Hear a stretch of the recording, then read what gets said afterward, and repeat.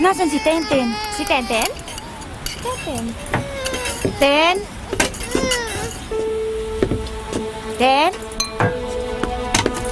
Ten? Tenten? Mga anak, nawawala yung kapatid niyo. Ha? Tenten? Tenten! Uy, nakita niyo ba si Tenten? Ay, hindi po. Manang!